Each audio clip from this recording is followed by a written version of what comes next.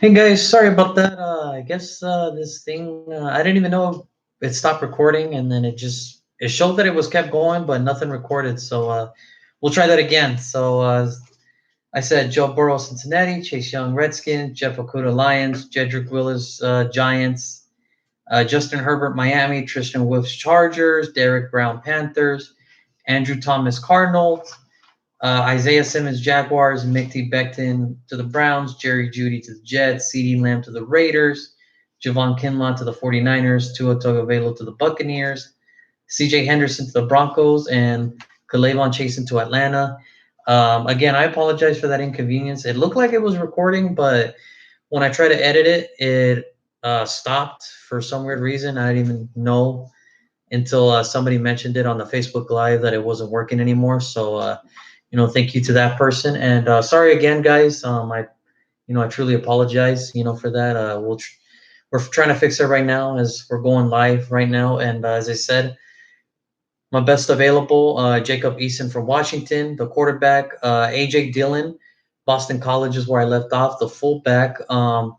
He's athletic. They can use him as a running back and fullback, but I mean, he's a big dude, so I mean, he's got the bulk to do anything he wants in that backfield. And then running back, J.K. Dobbins, who I have over right now, over anybody. Anytime rusher can rush for 6,000 yards in NCAA history, I'm all for it. So it's pretty cool. I'm all for that. And then for wide receiver, I have T. Higgins and Justin Jefferson. Or I'm sorry, Justin Jefferson and T. Higgins. I know Henry Ruggs are on a lot of people's high boards, but I kind of have my questions only due to the fact that his best year was when excuse me, when he only caught 48 catches. That was his best year, and T. Higgins and Justin Jefferson, they did that like 2 out of their 3 years. For T. Higgins, 3 out of his 4 years. And that's because they didn't play as a freshman. So I mean, I just don't see it. I think people are falling in love with his speed, but I don't see it right now. I could be wrong, but I think I prefer starting with Justin Jefferson and then T Higgins. Now, if you have a 1 and 2 wide receiver combo and you need a slot, then okay, go get Henry Ruggs and take the speed up the top of the defense. But no, I don't see it. I don't see it right now. And then for my two tackles, Josh Jones from Houston and Austin Jackson from USC.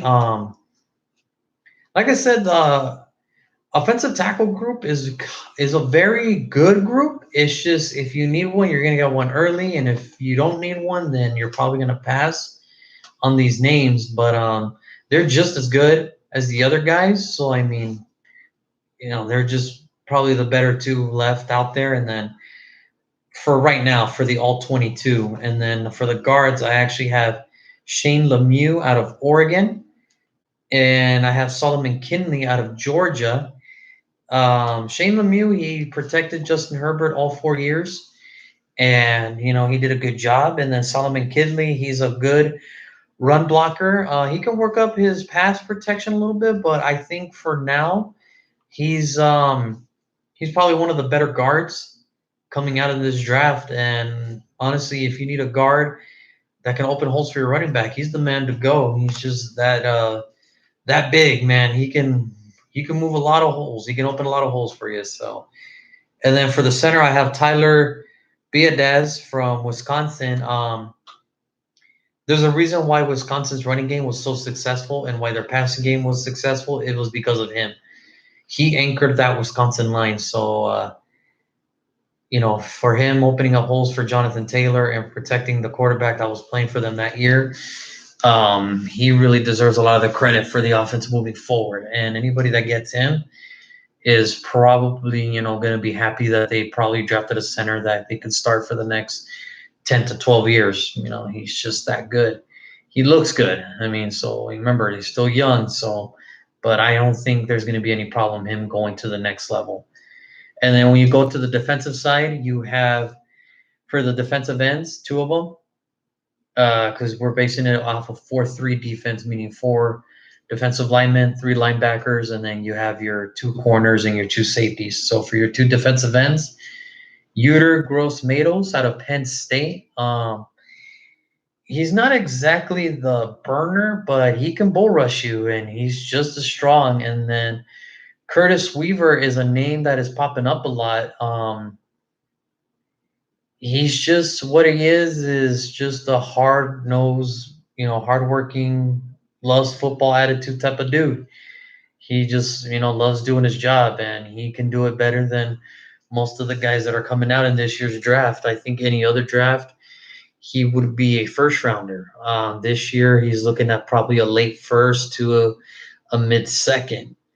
And anything after that, you're just getting a good player. And he's just really good at it.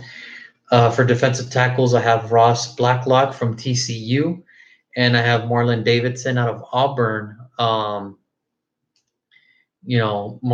Funny thing about Marlon is he played defensive end, but teams are projecting him to kick inside because of his weight and his height. I think they'll probably do more.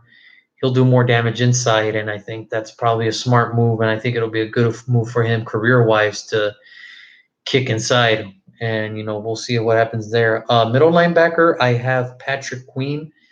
The only reason I give him the nod over some of the other middle linebackers is with all the names, all the superstar names I just mentioned in the video with Atlanta that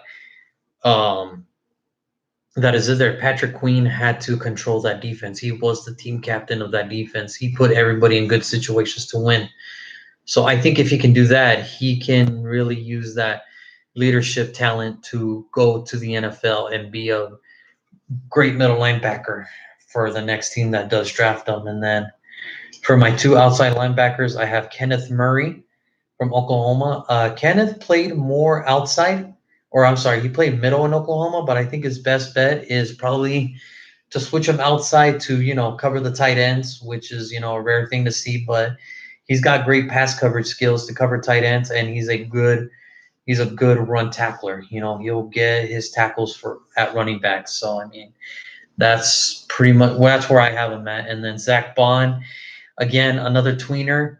I like him more as a linebacker than I do defensive end. I just think he probably do better standing up than he does with his hand in the dirt. But, I mean, we'll see. And then my 2 corners, Christian Fulton and Damon Artette.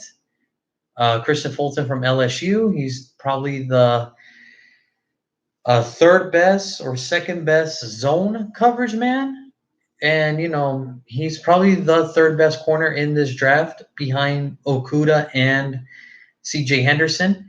The only reason I give Okudah and Henderson the nod is because they have the speed to play man.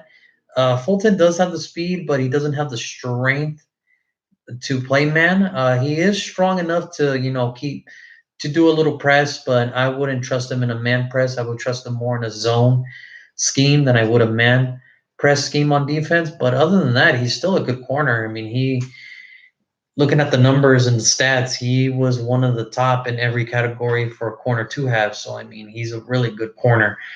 And we'll see where he goes from there. And then Damon Artette from Ohio State. I'm just not digging the rest of the class, from Jeff Gladney and I'm not saying that they're bad corners. I just little bit of his character issues for me, and a little bit is they look like they can play the part, but they, for one example, I forget his name, Diggs from Alabama and AJ Terrell from Clemson. They're good corners. They look like corners. The only thing is, if they get lost, they don't know how to really track the ball.